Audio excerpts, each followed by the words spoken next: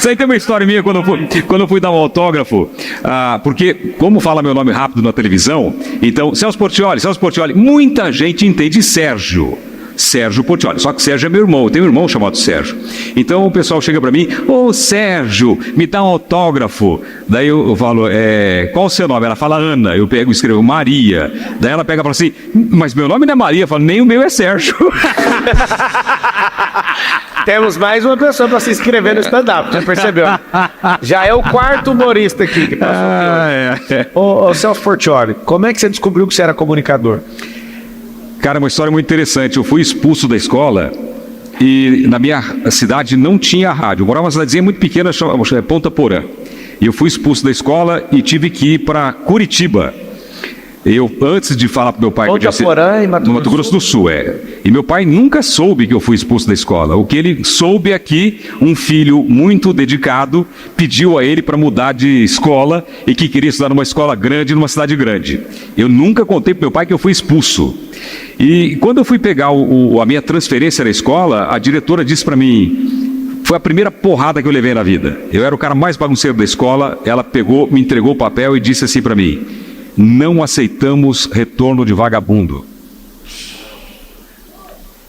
Eu não pude nem chorar para meu pai falar, porque ele não sabia que estava sendo expulso. Eu falei que eu tenho 11 irmãos, 7 irmãs, estavam quase todos em Curitiba, meu pai pagando estudo para eles. Eu falei, eu quero morar em Curitiba com os meus irmãos e estudar lá. Peguei minha transferência e fui para Curitiba. Quando eu cheguei lá, me matricularam numa escola positivo. Aí, quando fizeram as contas, eu tinha que tirar tudo 9 e 10 para passar. Aí eu descobri que eu não conseguia ler. Eu lia e não entendia. Dislexia. Eu não sabia, isso não foi diagnosticado naquela época, na minha vida, não foi. O que eu comecei a fazer? Tinha um radinho 2 em 1 em casa, e eu comecei a gravar as matérias e ouvir. Então eu gravava e ouvia, gravava e ouvia. E eu com 13 anos de idade já imitava todo mundo, todos os personagens de Quanis. Eu não sabia que isso era um dom, que era um talento, mas era a atração da família. Então eu gravava e ouvia, gravava e um dia, eu ouvia, e um belo dia... Tá o quê? Tá gravando, pessoal, que isso aí é bom, esse é bom. E aí, Meta? Ei, Meta, stop.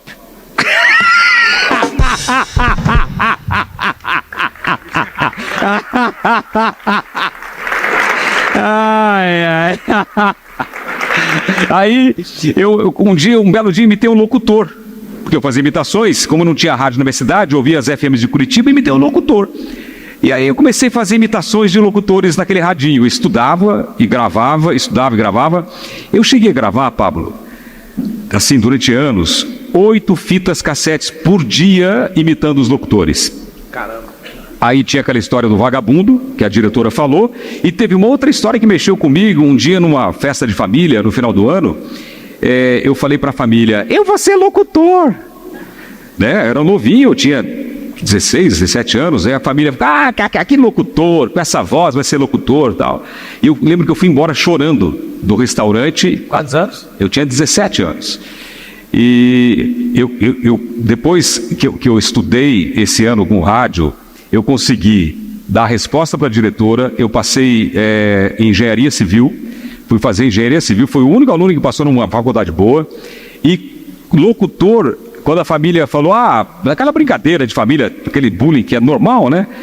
Eu comecei a visitar as rádios de Curitiba.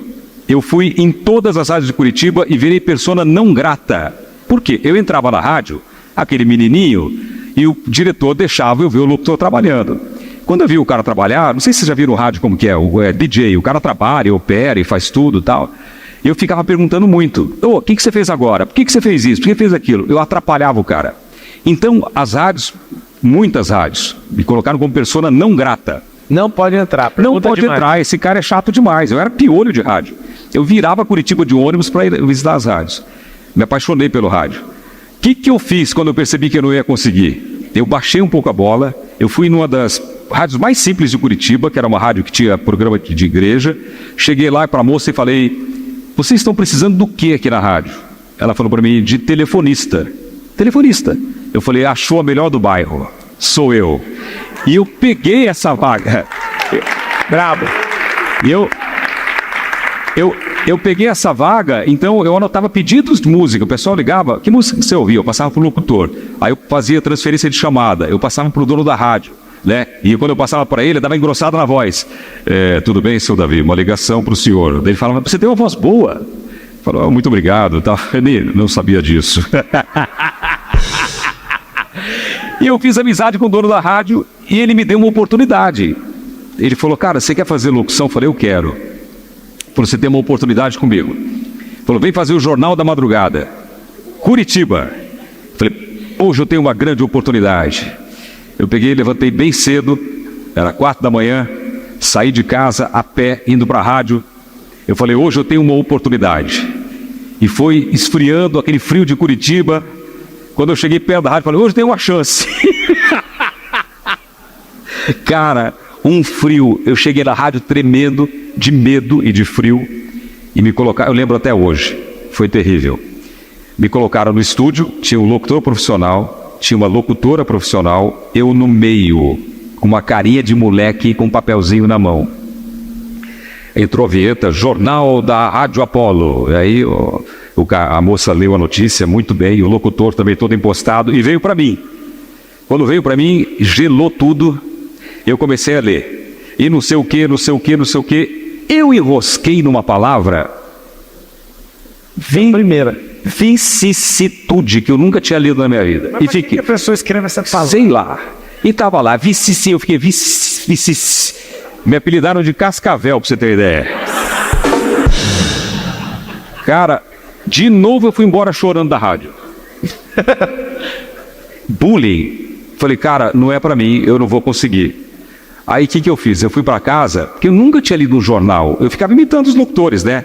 Agora você vai ouvir a música tal. Eu fazia locução de rádio, de FM. Comecei a ler notícia. Comecei a narrar esporte, comecei a fazer chamadas de rádio. Esse negócio de enroscar é tão grave na minha cabeça até hoje, esse trauma, olha só, que domingo agora eu fui fazer uma chamada de jornalismo, eu enrosquei numa palavra. Me veio um filme do meu começo de novo, só que eu estava ao vivo com a cara na televisão. Eu fui falar não sai, ó. Eu fui falar caricaturista. Só que era assim, humorista, desenhista, não sai, ó. E não saiu. Eu lembrei do meu começo, falei, meu Deus.